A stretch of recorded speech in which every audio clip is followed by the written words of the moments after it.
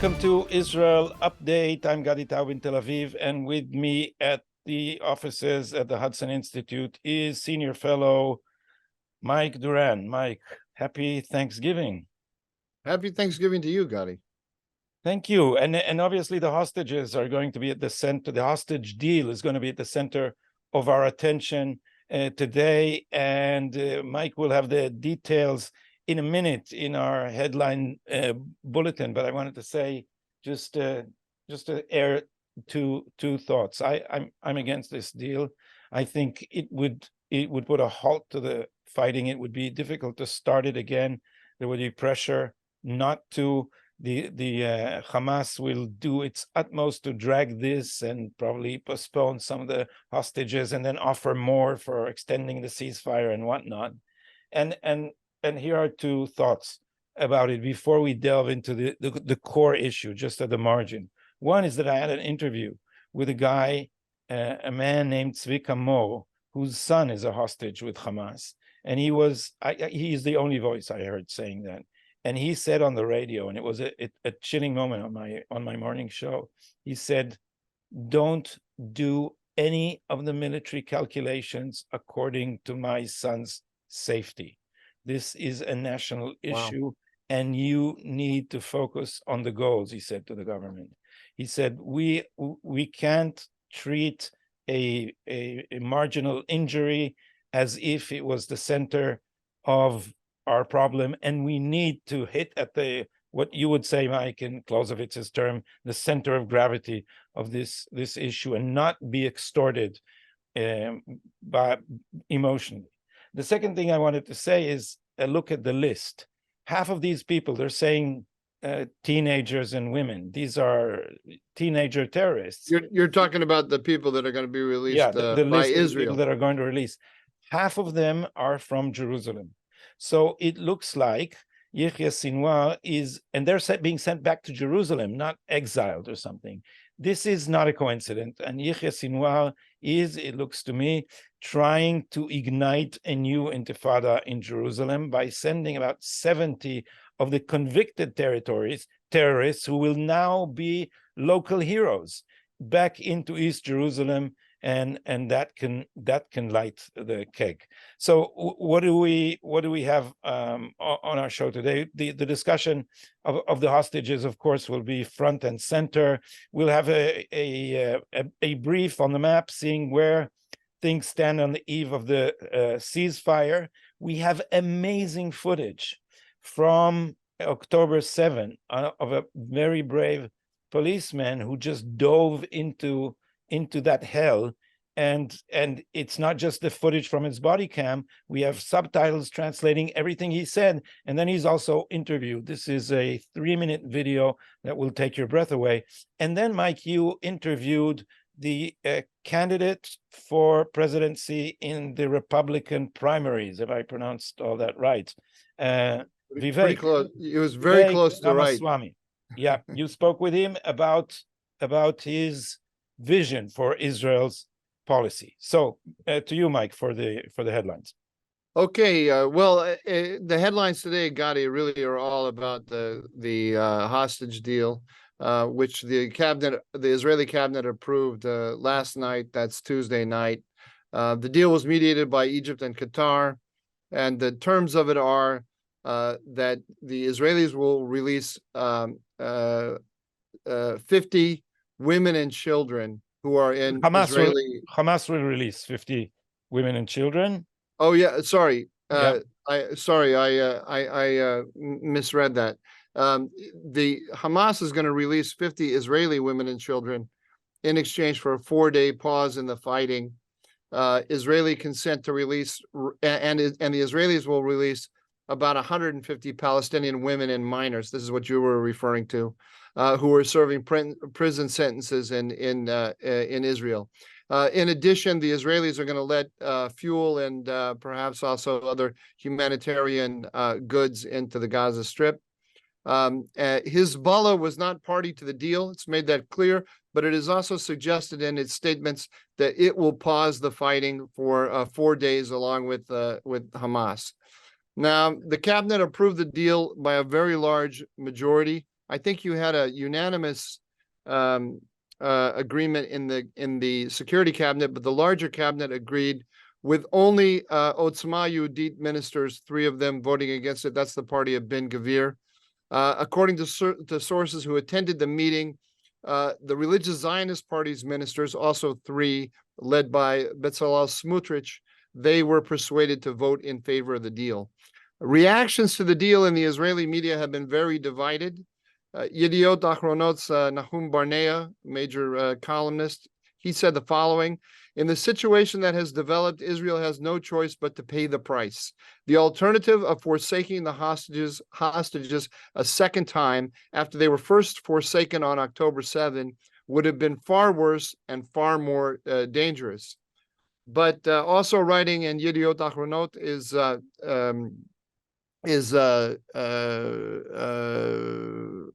Yossi Yehoshua, who agrees with you, Gadi. He says, the IDF is a strong military and the troops are doing excellent work and are willing to give their lives to achieve the war's objectives, which include freeing the civilian hostages.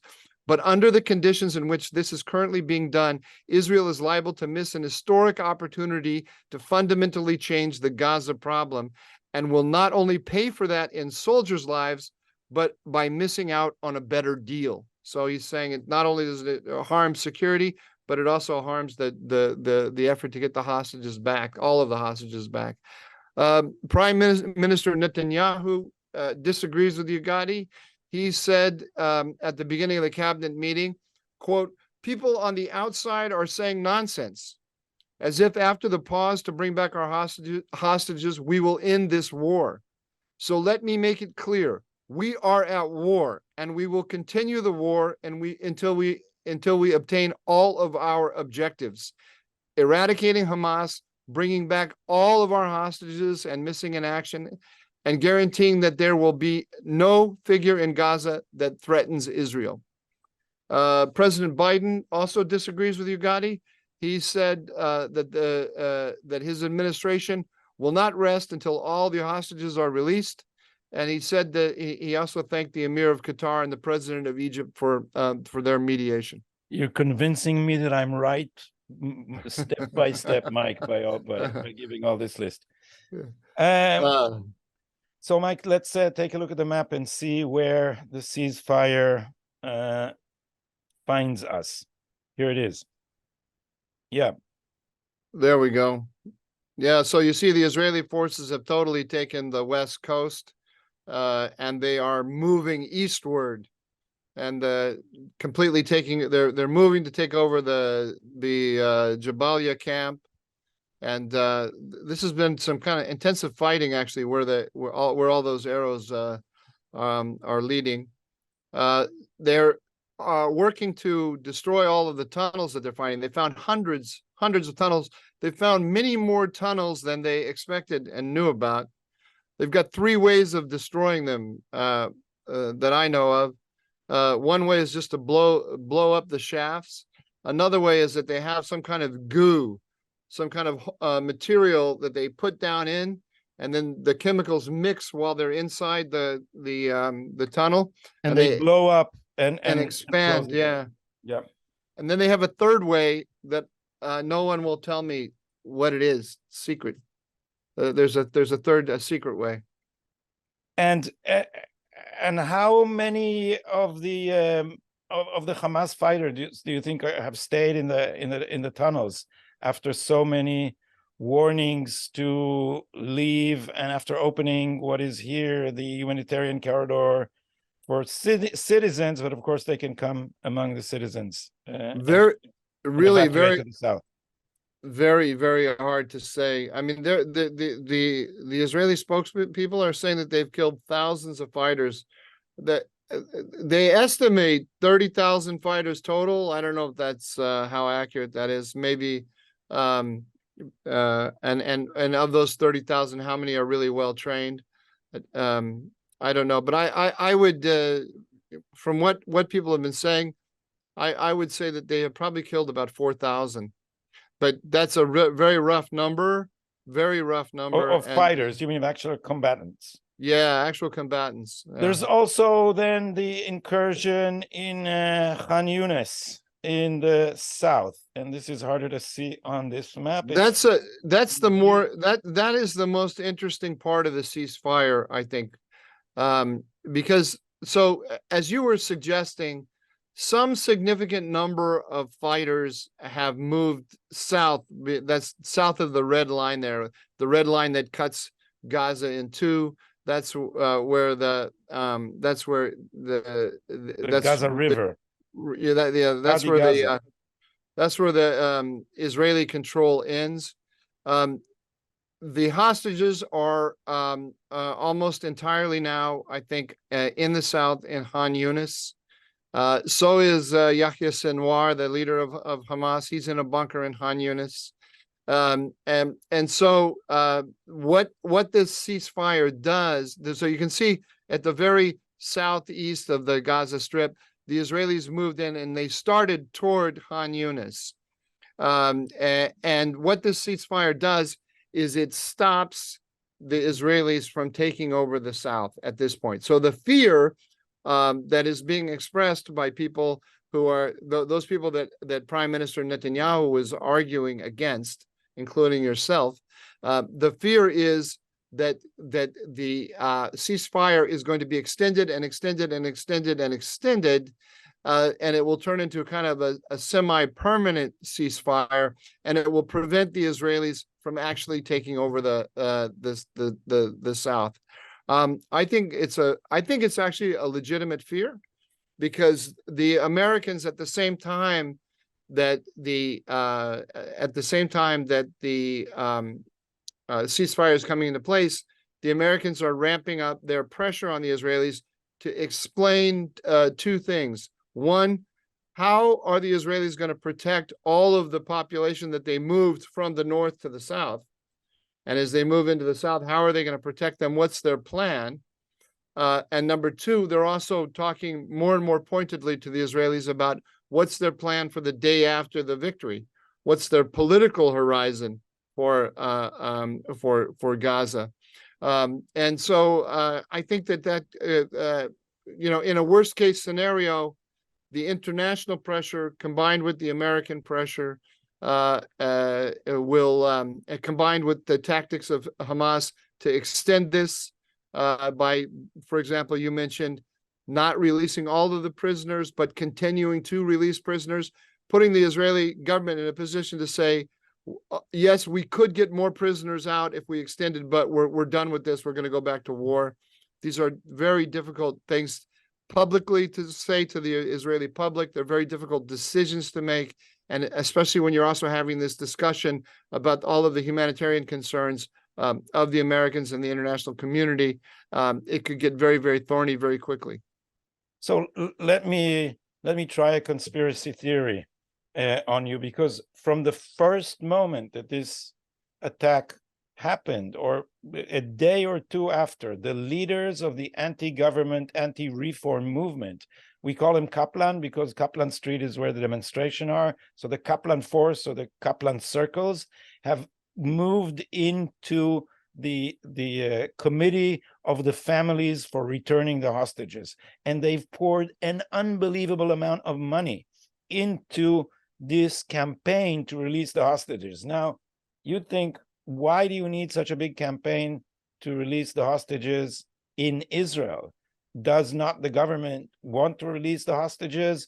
Did it not declare that this is one of two primary war goals? So what are you gaining by putting pressure on the government from within? And people have been raising eyebrows and saying, why don't you, is it not better to be quiet? Because now you're just echoing what Hamas most wants to hear, is you're creating a split in Israel, you're creating pressure on your own government from the other side, and therefore you're strengthening the bargaining position of Hamas. Some of these people are very astute, very cynical political manipulators. And so let's try to see things through their eyes for a moment. Now, in order to understand that, you need to understand, I don't know if you if you look at the Hebrew version of Haaretz, Mike, you read both languages, but Haaretz is focused on removing Netanyahu. You read Haaretz and you see that the enemy is Netanyahu and Hamas is an irritant, and some of them are looking at the war as an opportunity to oust Netanyahu. Now, some of these people, I'm not saying Haaretz, since they're, I doubt if we should credit them with such coherent thinking, but the real strategists on this camp, if they indeed think, as some of them say, that Israel's biggest problem is Netanyahu and we're strong and in the end we'll be able to deal with Hamas. If this is something they think, then they understand that the leverage with which to topple the government is halting the war. Because if this government succumbs to pressure, international, otherwise, to stop this war, the Israeli public will not forgive it, because this has never happened. This is a retreat. That sounds too cynical to me, to be honest with you. I think even though I'm very far away, you're the guy on the spot, and you have a sense of the attitudes. That would really surprise me if that was well, having seen their cynicism, I would not be surprised. But let me suggest to you that it doesn't have to be a cynical maneuver. It's cynical only if you don't believe it. If you really believe that Netanyahu is the roadblock on the way to a two-state solution, which you believe will, in the end, save Zionism from binationalism, from eternal war, from whatnot, and if you believe that there is a prospect for peace, then you may be looking at this war as a limited operation which you can afford to lose for the greater good. Because here, let me give you an alternative interpretation. Please do. I would say there are people who think like that, but they are a minority of a minority. But they are a significant minority in that they have a perch in the press, and they also have some people behind them with money. And they see, I think the cynicism in their thinking is that they see in the hostage issue a way to further tarnish Netanyahu, because they want to hang this around his neck and say, this happened on your watch, you're responsible for this, you did this, all of this entire war is your fault. And you can see that. I mean, they argue that day in and day out on the pages of Haaretz and elsewhere.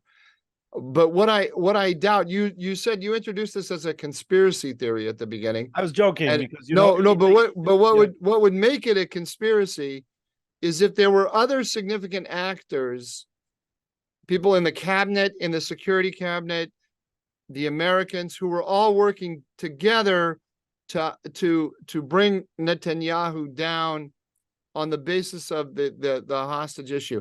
And I really, really doubt that. I think, in these moments, people's vision narrows and they focus on certain things over everything else.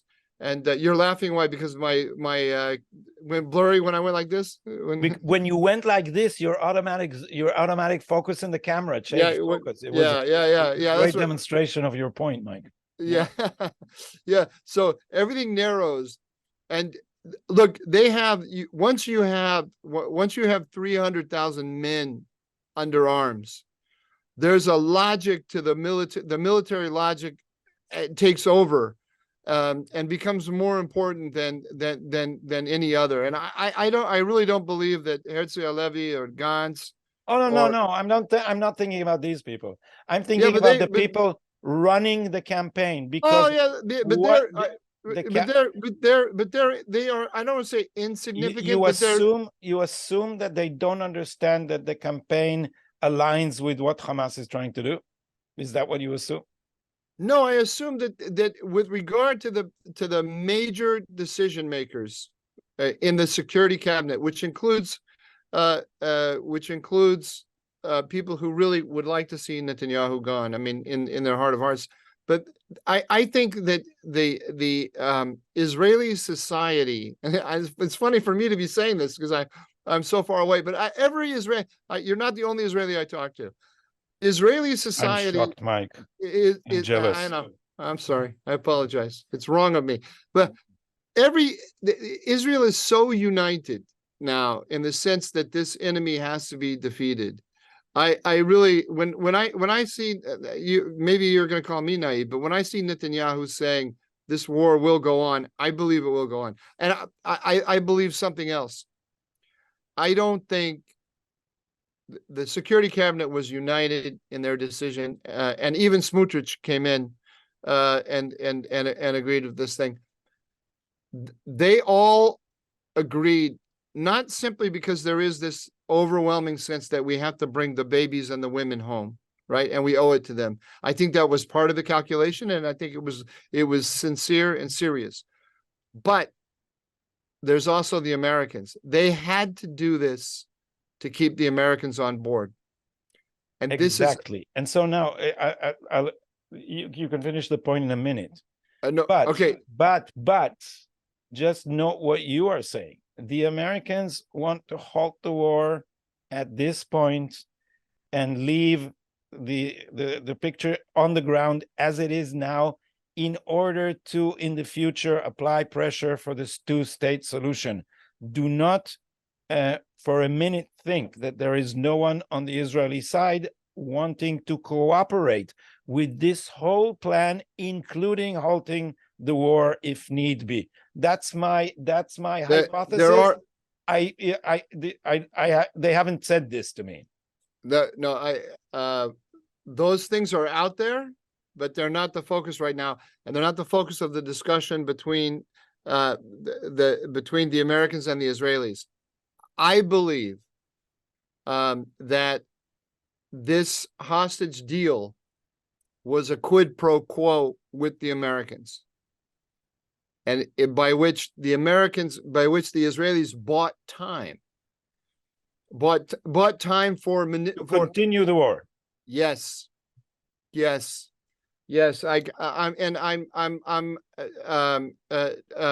reading the body language. When Netanyahu says the war is going to continue, he's not.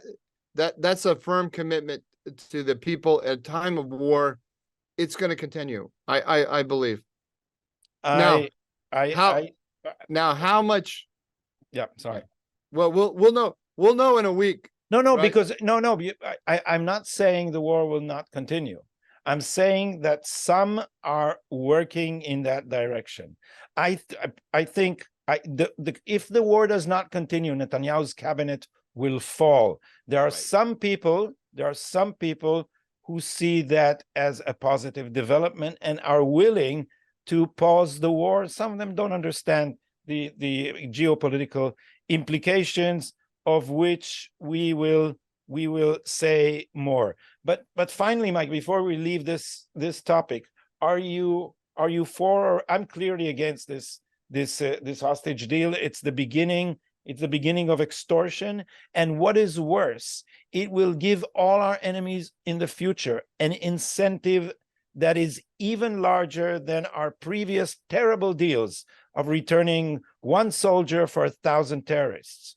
Now they will know that if you have enough hostages, you can halt the whole of the IDF in the middle of a war. So if I am Hassan Nasrallah and I'm sitting now in Lebanon, I'm saying to myself, I should change my war aims. If my war aim was before to just destroy the whole of the north with my rockets, no, I will now try to think of a way in which to grab 2,000 hostages, whether in the north or just hijack a cruise ship. If I get 2,000 hostages into Beirut, I can bring Israel to its knees. I can bring the IDF to its knees. I can stop them in the middle of a war, and that's a strategic mistake. My attitude is I'm gonna sit on the fence. But I'm going to sit on the fence with explanations, I'm going to try not just to be mealy mouthed. But number one, I feel a little bit uncomfortable expressing an opinion on this because I'm not an Israeli. I'm also not Jewish. So I kind of feel like it's not my business to decide such a thing. It's kind of like it's similar to I don't like to tell other nations to go to war. You know what? You should go bomb somebody. It's not, I can make recommendations to my government where I, bear some of the responsibility for what I say, but talk is cheap. So I'm reluctant to say something on this that's this weighty to tell people what to do. Secondly, I do believe what I said. I do believe that they're buying time from the Americans. From day one, or nearly day one, I can't remember when it was, but shortly after the war began, Biden said we need a pause to get the hostages out. This has been, at least for the last two weeks, maybe even 3 weeks, this has been the explicit policy of the President of the United States. So the managing the Americans is one of the top goals, one of the top duties of your government right now. And these discussions happen behind closed doors. Nobody gets to see them. Nobody gets to hear them. The government can't talk about them because if it talks about them, it will damage relations with the Americans. So I strongly believe that this is part of the managing America duty of the government, and I don't want to get in the way of that. But I understand the logic of what you're saying. The logic, I mean, as a kind of military logic, it makes perfect sense. And you have here Yossi Yehoshua is saying the same thing. And I don't think he's a right-wing guy like you. I think he's just there's just a logic to it that makes perfect sense. Yeah. Part of the ripui b'isuk, how would you translate that? Occupational therapy. Occupational therapy. In these times where we're all scrolling down the news day in, day out, is to go back to the stories of bravery and initiative on the ground. Because while many of us are really disappointed with all the upper echelon of our security administration who did not see this coming, we have increasing, and we should talk about this in one of our shows, we have mounting evidence that people at the bottom echelons of intelligence were saying something is happening, and people above them were saying no, it's just maneuvers, it's just an exercise, don't worry, and some were threatened into silence. So can I say a word sure. about that? Yeah, sure. Well, because it's really, I mean, it's actually really dramatic. It wrenches your gut, because what you're referring to, for the benefit of our viewers, were the observers. I don't know if that's the right word. You have the Israelis figured out that women have more attention to detail and more patience than men, and so they take, in the military, they put I'm not joking when I say that. They've done this through testing, and they put in the job of observing the border, just looking through binoculars or looking at a screen and looking at what's going on among the enemy along the border. They put young women in charge of this, and these young women observers were hit. Their unit was hit very hard on October 7th. And many of them are now hostages. Many of them are dead. Many of them have been raped. All the horrible things that we don't want to talk about. And so they were the ones that you're referring to.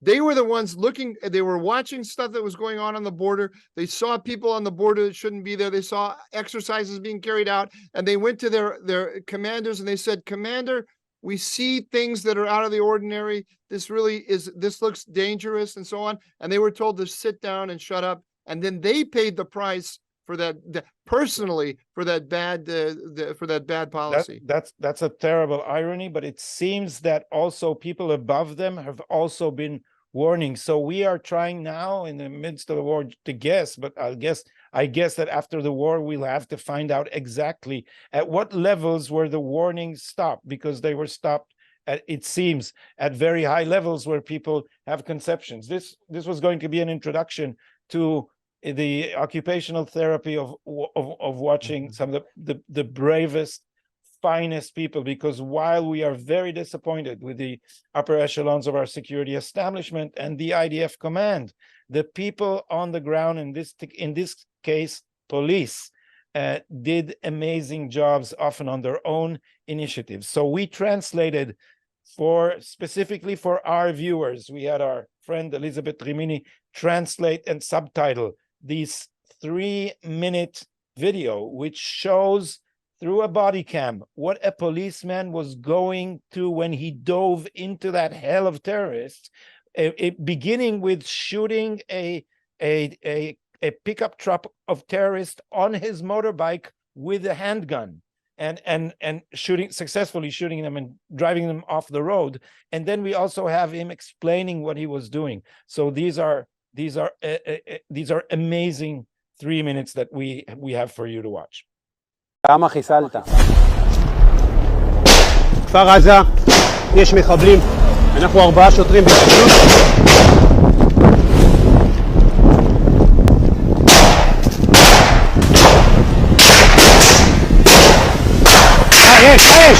מה יש? בוודאות? בוא נאגף מימין. חשבתי שמדובר על 15 פלוס מינוס, זה מה שראינו בעין. חבר'ה, גוף ימני! בוא נאגף מימין. בדיעבד כנראה שזה היה סביב ה-40.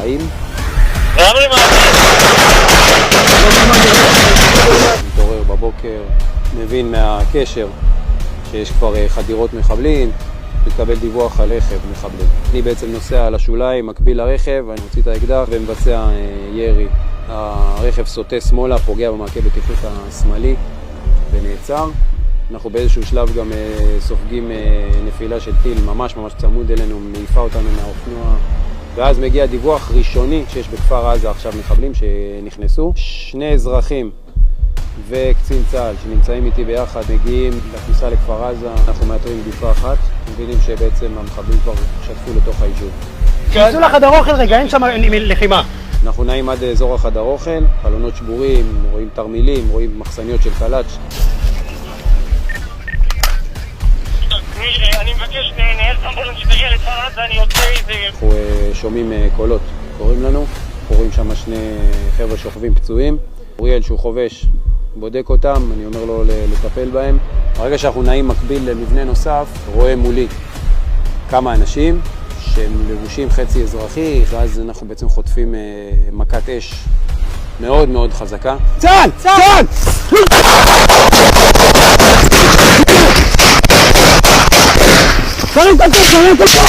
ירון שהיה מאחורי היה עם 16.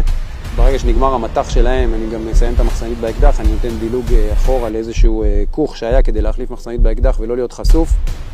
אני רואה שבעצם הוא כבר שוכב. בשלב הזה נפסק הירי, אני מאבטח ושואל אותו מה המצב שלו.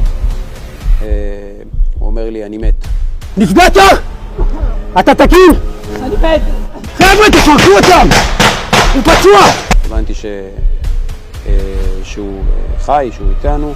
מסתכל על הפציעה שלו, גם לוקח את ה-M16 שלו, שם לו את א' על החזה. בינתיים השניים הנוספים עולים לגג מקביל אליי, ככה שאני יכול יותר באמת להתנהל בקשר, בטלפון, לנסות לתזמין כוחות, והוא מאבטח אותי מכל הכיוונים. פורק אליי בעצם קצין ועוד לוחם איתו, חוברים אליי. בוא, זהירות רק, אני חוצה קנה. יאללה, בוא. זהירות. קודם כל לוקחים את ירון, את הפצוע, מעמיסים אותו לג'יפ. חבר'ה, אנחנו חשופים לגמרי. אני מבחינתי חושב כבר להתחיל לראות איפה אנחנו עוד רלוונטיים, כי אני רואה שנכנסים כוחות כבר לתוך כפר עזה. פה היה RPG. יכול להיות שהוא מת חוד שלו, אני לא יודע מה עשיתם פה.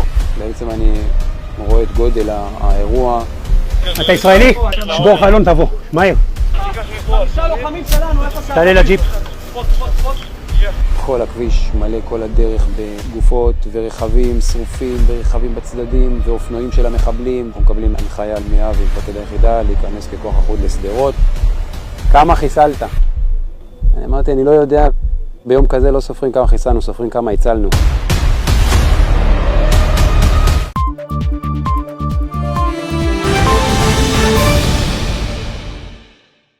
Wow, Gotti, that is amazing. You know, when I see this kind of footage, I saw another one you probably saw as well. The policeman. This is after October 7th. At the tunnels checkpoint, who was looking after. He was just doing routine checks on cars, and all of a sudden the terrorist opened fire. Did you see that one? No, I didn't. Also, oh, it was also from his body cam. I'm always amazed.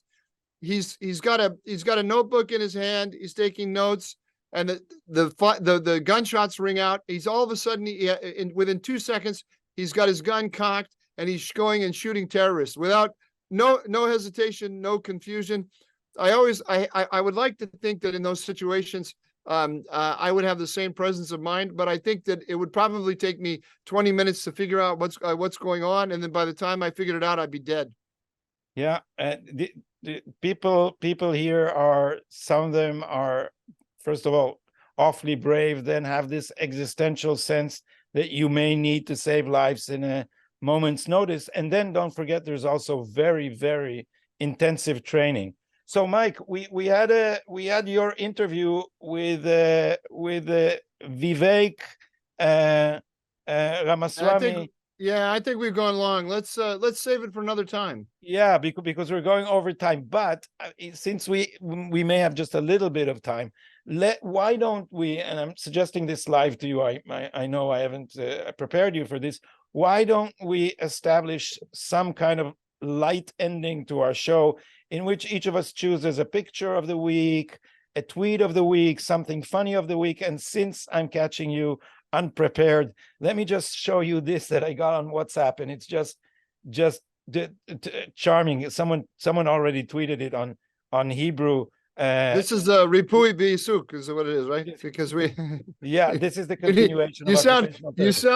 You're sounding like you need to be bucked up. You need some good news. But this is something you would not encounter in America. So take a look at this picture. There it is.